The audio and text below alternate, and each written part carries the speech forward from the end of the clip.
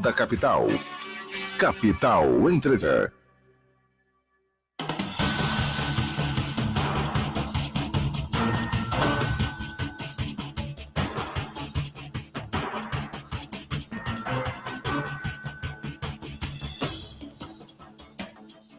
São 7h23. Eu recebo alegria aqui nos estúdios da Capital FM o presidente da Associação Mato Grossense de Magistrados, o juiz Tiago Abreu. E aproveitar a presença do juiz Tiago Abreu, vamos conversar sobre várias situações do Poder Judiciário brasileiro, mas uma delas muito especial, que já é lei, deve entrar em vigor daqui a 8 dias, dia 23 de janeiro, a tal lei de garantias. É o tipo da lei que não tem condições de... Como é que faz agora? Bom dia, doutor Tiago, prazer tê-lo conosco. Bom dia, senador Antero. Para mim é uma alegria também estar retornando aqui à Rádio Capital para esclarecimentos à nossa comunidade jurídica e à população em geral. A lei de garantias é uma lei que vem para tentar aperfeiçoar o sistema criminal brasileiro. Mas no prazo que estão exigindo que ela seja implementada, aqui em Mato Grosso praticamente impossível, e aqui em todos os demais estados da federação. Vai ter muita dificuldade para ser colocada em prática e implantar ela no dia 23 de janeiro. Ela acessa sobre a questão penal? O juiz de garantias sobre as ações penais? Hoje, a figura do juiz de garantia cuidaria da parte pré-processual. Cindiria hoje a responsabilidade que é de um único magistrado para dois, mas um cuidaria da parte até da investigação, ou seja, do fato criminoso até a data da denúncia, do recebimento da denúncia, e um outro magistrado ficaria no recebimento da denúncia até a sentença final. Esse magistrado que cuida da fase investigativa, juiz de garantias, ou nas outras legislações aí como na Europa, nós temos vários países que adotaram, ele é chamado de juiz de instrução, né? Porque eles dividem as fases, como agora nós estamos dividindo as fases.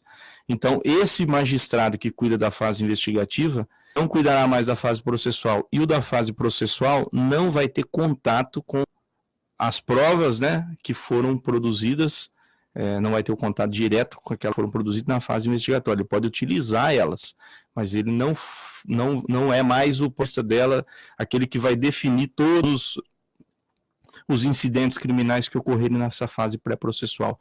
A ideia é dar mais parcialidade, mais credibilidade, mais distância da prova e contemplar na sua amplitude o sistema acusatório, que foi o sistema adotado no Código Penal e Processual Penal brasileiro. Então a ideia seria essa. Mas assim, isso não vai a justiça mais lenta ainda? Porque o juiz de garantia é o processo da instrução. Aí um outro juiz pega este processo e vai julgar o processo. É evidente que ele vai reler o processo. Ele vai ler o processo inteiro. Como é que ele vai julgar sem revisitar esse processo inteiro?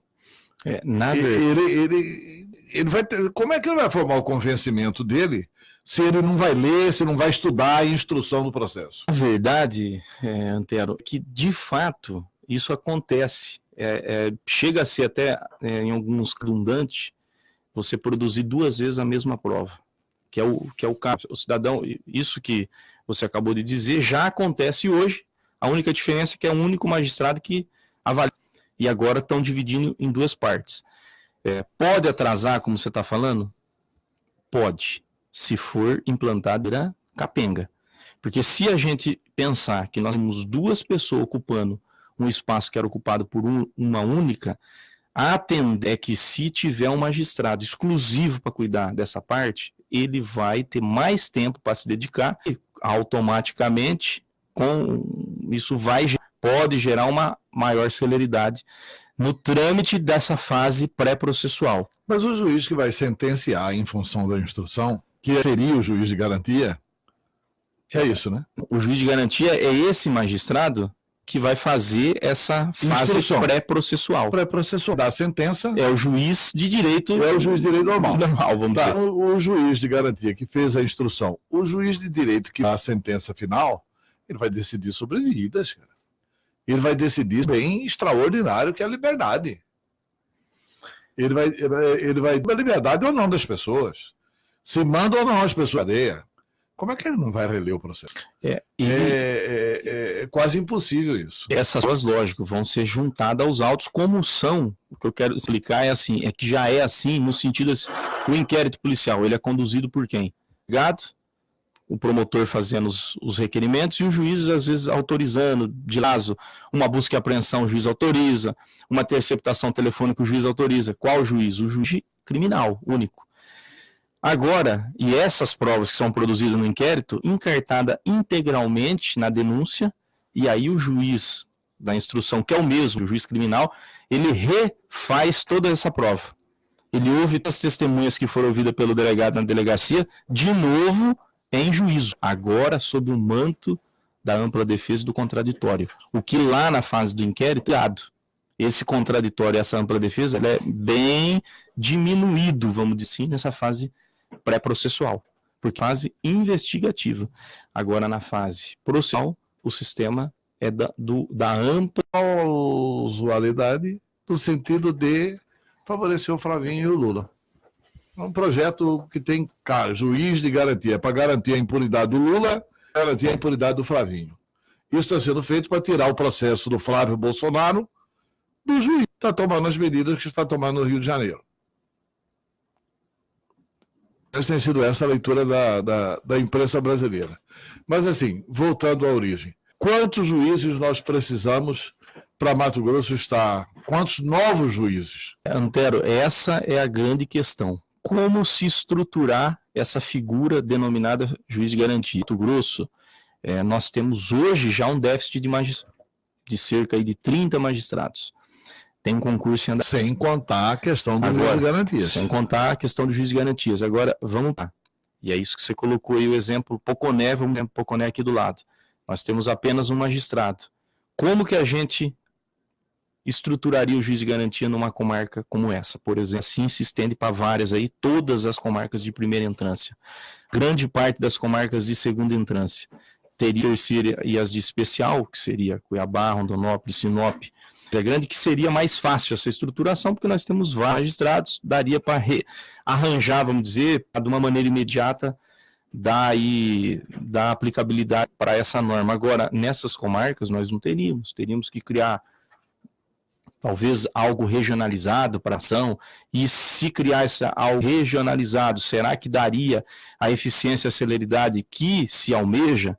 Então, são coisas que a gente não sabe. O Conselho Nacional de Justiça. Aritmeticamente fica difícil de saber essa questão da celeridade, né? O Nacional de Justiça criou agora uma comissão que está saindo um estudo.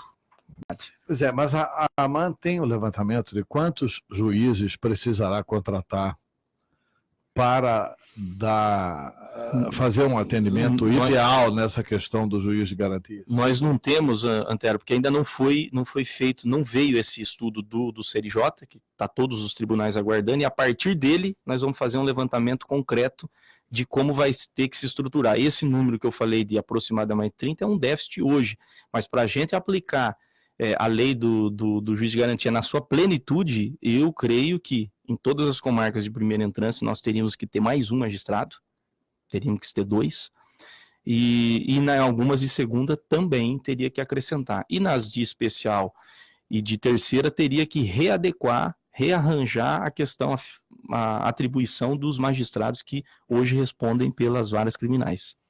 Certo, tem uma pergunta aqui pelo WhatsApp, vamos ouvir de quem é. Obrigado, doutor. Eu gosto do homem que acredita em Deus, igual o senhor Bolsonaro, que fala muito em Deus e acredita em Deus. Eu acho que esse é o caminho correto que o senhor falou mesmo. A justiça só de Cristo que não falha. Adorei, viu? Gostei da sua conversa. Um abraço. Tá aí o Neuzito. Já primeiro pelo telefone e depois pelo WhatsApp. Está previsto entrar em vigor no dia 23 de janeiro. Os processos atuais se submetem a essa lei? Ou serão apenas os futuros processos? Como é que isso vai estar? Ou dependerá ainda de uma regulamentação do Supremo? Isso vai ser regulamentado nesse estudo que o CNJ está fazendo, mas em regra, a regra processual, você que é conhecedor do direito sabe que ela entra em vigor imediatamente, mas a partir do momento que ela foi publicada, ou seja, os fatos que ocorreram para trás não estariam, entre aspas, contaminados, ou não contaminaria, porque tem gente falando que então vai anular tudo, não. Ela passa a vigorar daqui para frente. Então, aqueles processos que já estavam concluídos, que já recebeu denúncia, ele continua normal com o juiz. E aqueles processos que estão ainda na fase de investigação, vamos dizer assim, esses processos, sim, teriam que ir para essa figura do juiz de garantias. Mas os processos que já foram feitos a denúncia, ou que já está denunciado que o juiz não recebeu ainda, ele continua tramitando normalmente. Essa é a minha opinião a respeito de como aplicar a norma. O juiz de garantia? O juiz de garantia é o juiz da instrução ou é para onde vai o processo?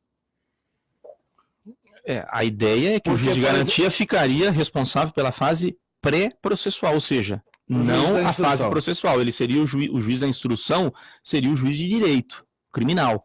E o juiz da garantia seria o juiz que cuidaria da fase pré-processual, cuidaria do processo da data da investigação, da data da ocorrência do fato, até o recebimento da denúncia.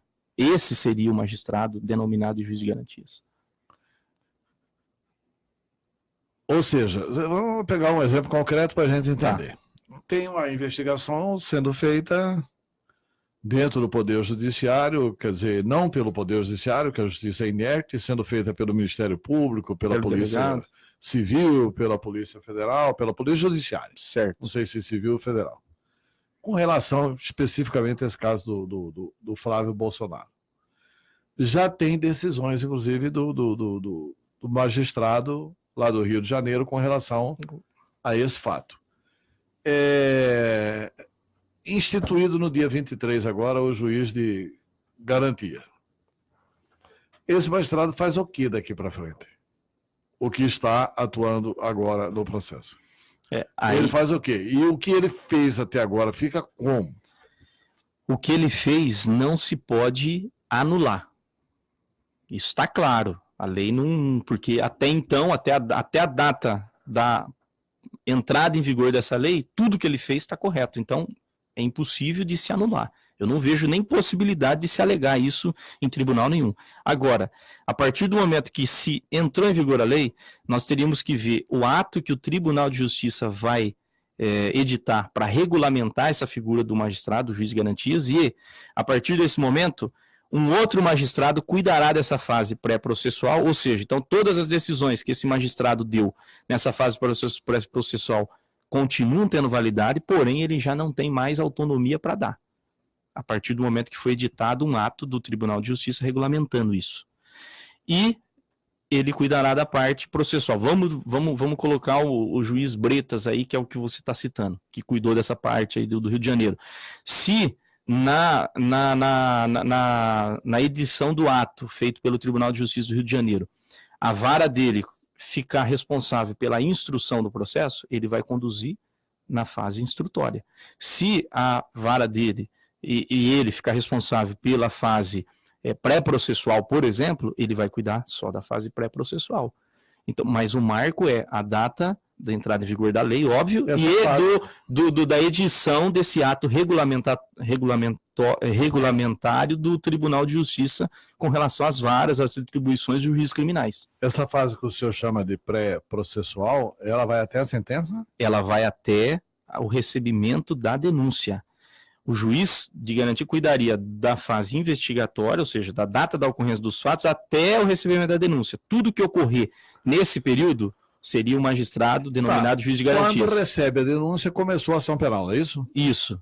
E aí, quem que julga isso? Aí é o juiz, vamos dizer, o juiz de direito normal, o juiz criminal.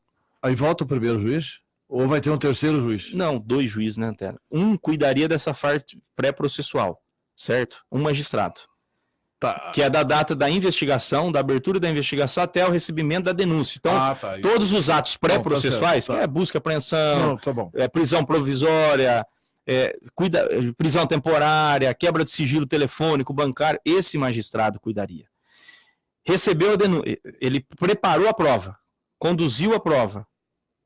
Vou dar um exemplo meu aqui prático. O Antero está sendo julgado, o Tiago é o juiz de garantias. Eu autorizo a prisão, eu autorizo a quebra de sigilo telefônico, a quebra de sigilo bancário. Um promotor avalia essas provas, oferece a denúncia, eu recebo a denúncia e entrego para o magistrado B julgar. O processo já vai para ele. E aí eu que decretei todas essas procolitas, não mais julgo esse processo. A ideia é essa, é que o magistrado que teve contato direto com essa prova pré-processual e que possivelmente, isso é apenas possível, né, em tese, estaria comprometido já com uma decisão teoricamente condenatória, ele não estaria mais responsável em julgar o processo. Ele deixaria para um novo magistrado avaliar tudo aquilo que foi feito e dar uma sentença. Porque esse fato de avaliar tudo de novo já é normal, já é o corriqueiro e já é o que acontece. O magistrado produz a prova pré-processual, o promotor encarta todo o inquérito e oferece a denúncia, e o mesmo magistrado que cuidou dessa fase reavalia toda essa prova agora sob o manto do contraditório, dando possibilidade do réu apresentar também testemunha, ouvindo todas elas de novo. O delegado ouve sozinho na delegacia. Na fase processual, o magistrado ouve todas aquelas testemunhas e mais aquelas que o réu trouxer ao processo, porque na fase investigatória o réu não tem direito de trazer testemunha. Então, você entendeu a mecânica da situação? Se a gente for analisar, e do ponto de vista, como você disse, romântico, é interessante, é importante, aperfeiçoa, nós teríamos mais magistrados trabalhando e cuidando da prova. Agora, nós precisamos implantar da maneira adequada. Precisa ter dinheiro para isso, né? O problema é que o Brasil não tem dinheiro para isso neste momento, né? Alô? Alô, bom dia. Bom dia. Bom dia, Antero. Bom dia, quem fala? É José Roberto, Antero. Eu liguei o rádio agora, estou indo para o trabalho. Quem é a pessoa que está sendo entrevistada, por favor? É o doutor Tiago Abreu, presidente da Associação Mato Grossense dos Magistrados.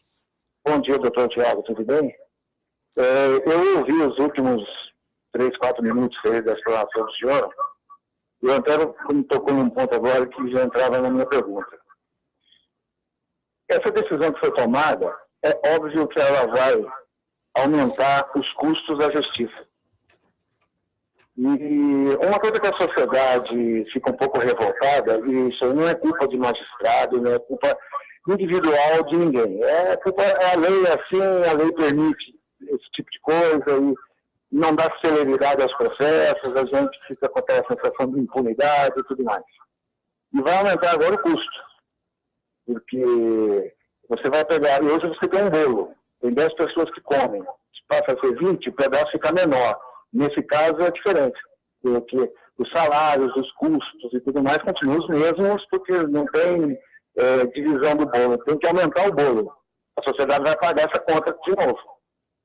E na prática, doutor Tiago, isso melhora a justiça, isso vai dar celeridade. E, tecnicamente falando, não atrapalha um pouco o processo. Um juiz que acompanhou tudo, a partir de agora, tchau, tá aqui o boneco, tô indo embora, agora daqui para frente é o senhor. Aí o cidadão vai ter que rever tudo, como o senhor disse, é assim mesmo que acontece.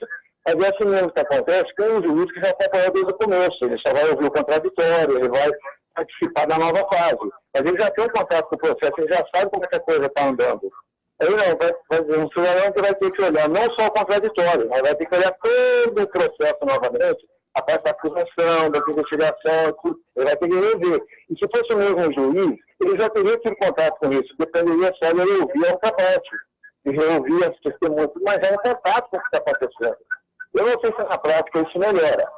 Agora, o custo vai aumentar bastante. Eu não sei se tecnicamente isso foi bom ou foi ruim. E se houve algum cunho de proteção a políticos, alguma coisa assim escondida atrás dessa medida aí que o Congresso aprovou, que a gente ainda não percebeu ainda, e que talvez na prática a gente vai perceber. Esse áudio que eu falo do Brasília, ele não pode ser nó. A gente tem que ficar muito antenado. E a sociedade, nessa parte muito técnica da justiça, eles não consegue acompanhar direito o raciocínio. Então, eu gostaria de saber se o senhor é contra ou a favor e por quê? Porque a gente realmente, assim, na sociedade, a gente está com uma sensação que isso vai aumentar custos e não sabe se vai melhorar realmente o sistema e acelerar os processos e fazer com que a gente sinta que a justiça vai acontecer melhor e vai ter menos impunidade na nossa sensação aqui como cidadão comum. Obrigado. Zé Roberto. Zé Roberto, obrigado pela pergunta. Eu penso o seguinte, a figura do juiz de garantias, ela está presente, não é uma invenção da roda, não foi o Congresso brasileiro, não foi nós que inventamos isso. Isso já existe há muito tempo e está em pleno vigor e andamento em países, por exemplo, como a Alemanha, como os Estados Unidos, como a Itália. Então, eu vejo assim, ela funciona de maneira adequada em todos esses países aí. Se a gente for analisar do ponto de vista assim, jurídico, ele gera uma proteção ainda maior ao cidadão, porque você é uma questão assim, bem simples. Quando você tem mais de uma pessoa avaliando a mesma coisa, a chance de você dar um veredito melhor ou mais acertado é maior. Não é à toa que os tribunais são compostos por mais de um magistrado. Não se decide em tribunal nenhum, de maneira soberana, apenas um magistrado, monocraticamente. Sempre é uma Câmara, composta por mais de um magistrado. Agora nós teríamos, na primeira fase processual, 2 magistrados. Então, se for implantado de maneira adequada, com a estrutura necessária, creio que trará garantia, uma garantia ainda maior à sociedade. Agora, vai gerar custo? Vai gerar Isso é óbvio que vai gerar. Por quê? Porque é necessário uma demanda, é necessário mais estrutura, mais um magistrado, mais servidores, sim. Agora, nós podemos rearranjar tudo isso? Claro que tem muita coisa que o judiciário vem fazendo, que a sociedade, a opinião pública também não conhece. Hoje nós estamos praticamente 100% das comarcas digital, com o PJE, o Processo Judicial Eletrônico, funcionando. Isso gera o quê? Uma diminuição do número de servidores, mas ao mesmo tempo a gente vai ganhar celeridade. Então nós podemos, quem sabe, dentro de um estudo que vai ser agora, a partir de agora iniciado, relocar servidores e aí diminuir a necessidade de um custo adicional para servidores. Podemos criar varas regionalizadas para poder atender essa situação e dar estrutura para ela. É possível e funcionar de uma maneira adequada e séria. Então, nós estamos numa fase muito embrionária para poder dar uma resposta. Vai aumentar? Pode ser que aumente, sim, o custo, mas esse custo ele vai ser absurdo, é um aumento absurdo, eu creio que não, vamos aguardar. E vamos ter a expectativa que isso vai aprimorar a justiça brasileira. Porque eu uso essa comparação para as pessoas, porque às vezes a gente compara essa questão salarial, hoje está muito, né?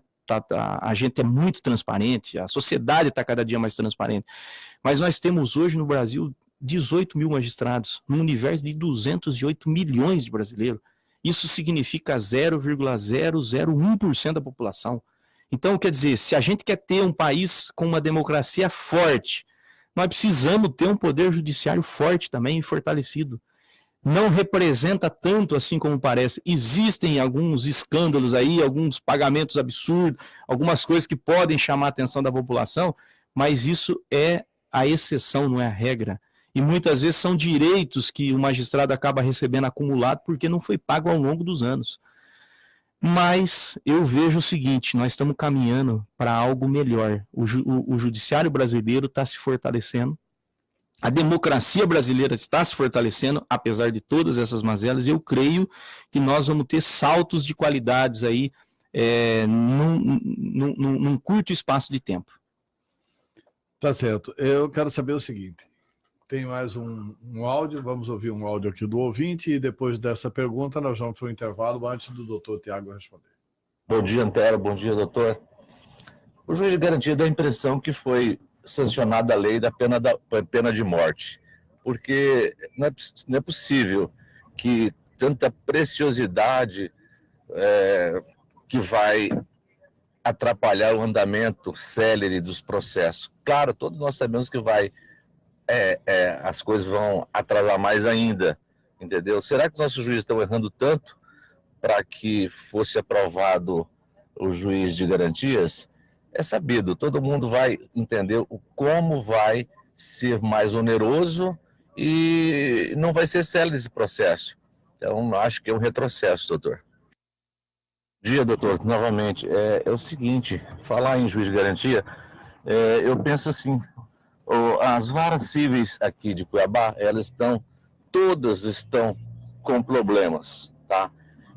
Processos muito atrasados, os andamentos processuais são extremamente demorados, um andamento processual pode durar mais de um ano, e não se preocupa com isso, entendeu?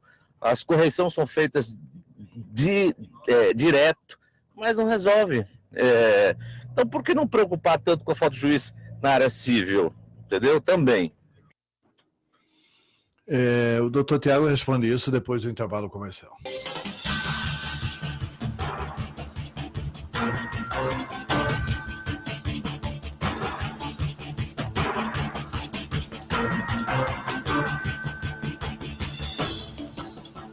São 8h01. O Ivan Carlos havia feito uma pergunta antes do intervalo e o doutor Tiago vai responder a pergunta agora. A pergunta dele versava sobre questão de tempo, questão de custo e a outra questão é o seguinte, na área civil, que também a coisa está parada. José Carlos, né?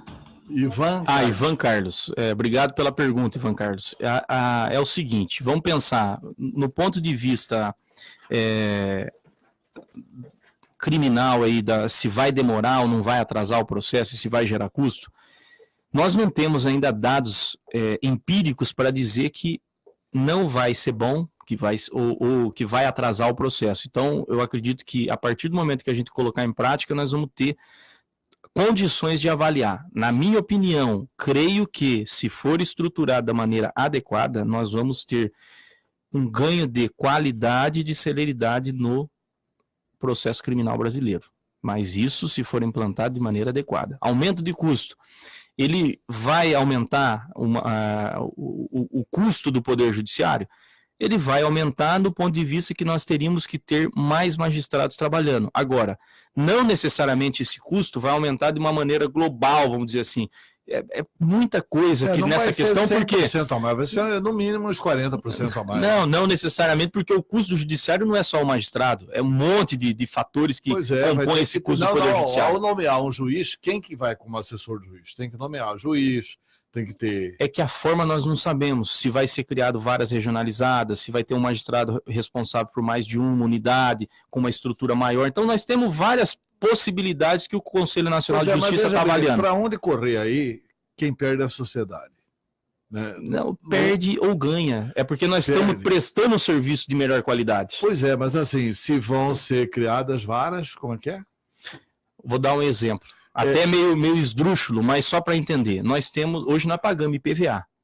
E ao mesmo tempo nós temos pedágio. Nós ganhamos em qualidade quando colocamos pedagiamos as rodovias e duplicamos, ganhamos qualidade.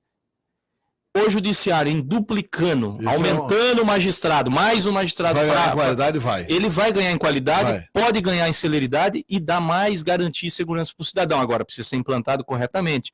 A sociedade não vai perder. A sociedade talvez, vamos esperar a implantação, venha a aplaudir, porque vai melhorar a seara criminal, a justiça criminal.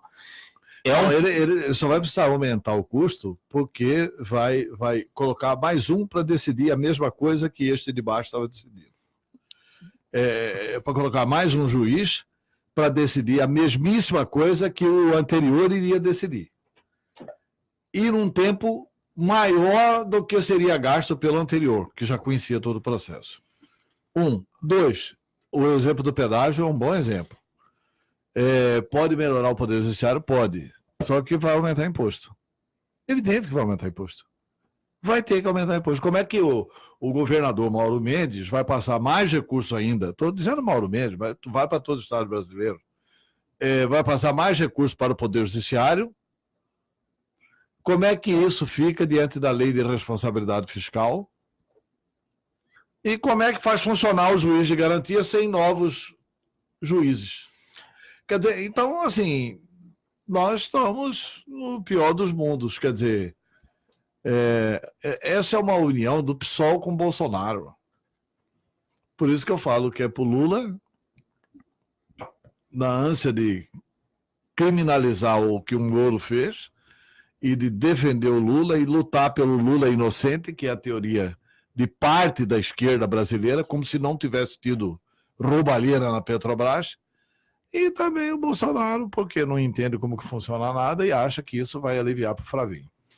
Quer dizer, é o Bolsonaro sancionando uma lei do PSOL. Antero, e a outra pergunta que ele me fez aí, que é a respeito das varas cíveis, né?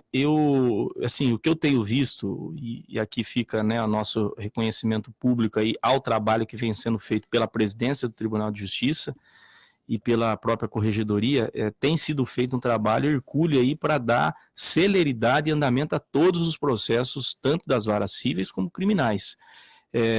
Eu acredito assim que ainda existem assim, gargalos que o judiciário precisa corrigir, mas nós estamos avançando muito e as varas cíveis elas contam aí com uma equipe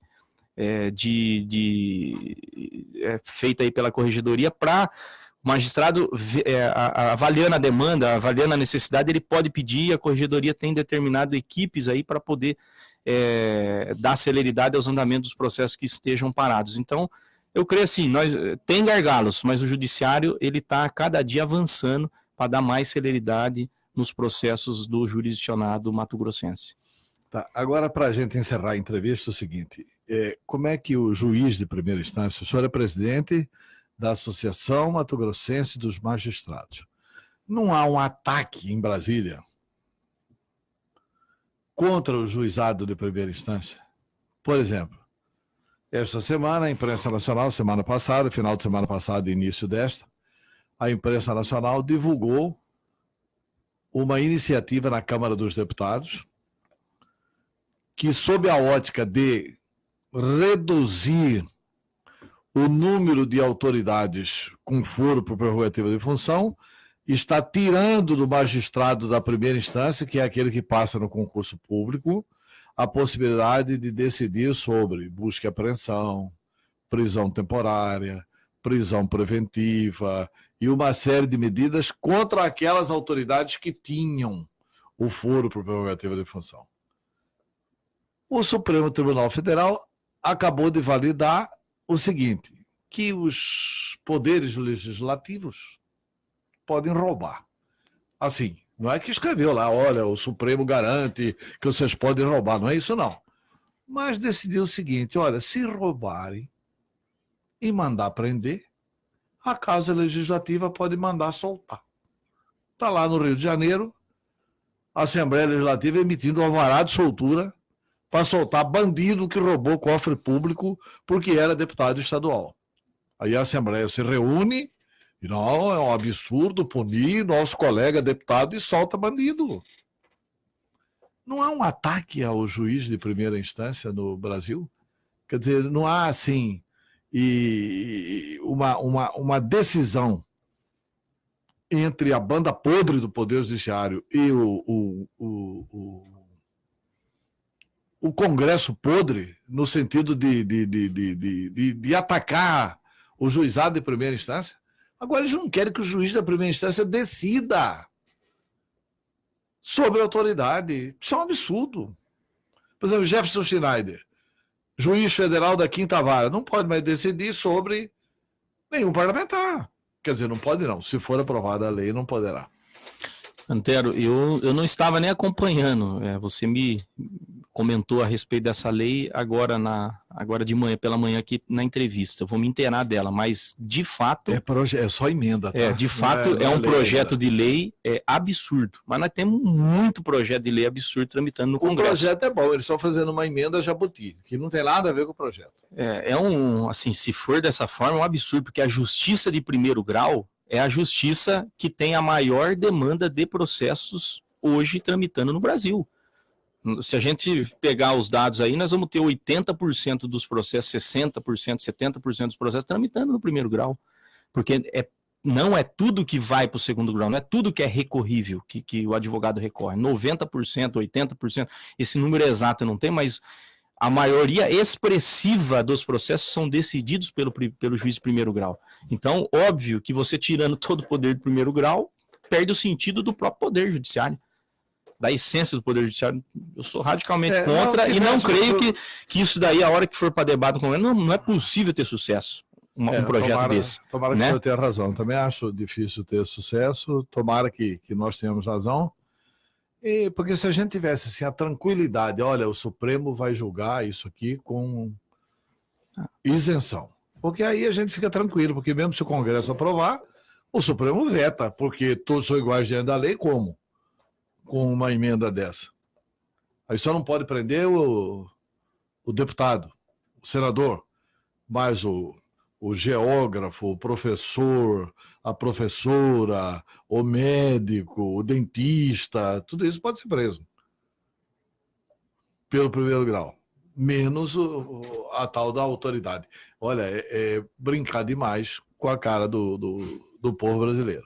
Isso é uma coisa do Congresso, mas que atinge, assim, mas o Supremo tem validado teses do Congresso brasileiro que assustam, como essa, por exemplo, de Poder Legislativo emitir alvará de soltura. Soltaram deputados lá no Rio de Janeiro, né, depois dessa decisão do Supremo Tribunal Federal. Nunca a nossa Suprema Corte teve numa situação tão ruim como essa atual. Mas é isso, doutor Tiago. Eu também acho, juiz de garantias, com dinheiro, botando dinheiro, fortalecendo o Poder Judiciário, é bom para a sociedade o fortalecimento do Poder Judiciário. Eu acho que é uma situação que pode ser uma conquista extraordinária para o Poder Judiciário. Mas, do jeito que está a economia brasileira, por aí vem imposto, vem isso, vem aquilo, e vem também a tal da morosidade. Quer dizer, a razoável duração do processo continuará sendo uma miragem no texto constitucional. Muito obrigado, doutor Tiago. Eu agradeço o convite e estaremos sempre à disposição aí para prestar os esclarecimentos à sociedade matogrossense. Para a gente é uma alegria poder estar aqui, Antelo. Tá, o Diogo Pécora manda aqui uma mensagem para o senhor. A existência do juiz de garantia é uma coisa muito boa. Mas, infelizmente, assim como foi com o novo CPC, a lei foi sancionada sem se preocupar com a existência de infraestrutura suficiente com garantias para a sua efetividade. É isso aí. É isso, né? Ele resumiu aí o que a gente tem pensado. Eu acho que pode ser um grande avanço, mas nós precisamos de estrutura para poder fazer com que ele funcione de maneira adequada.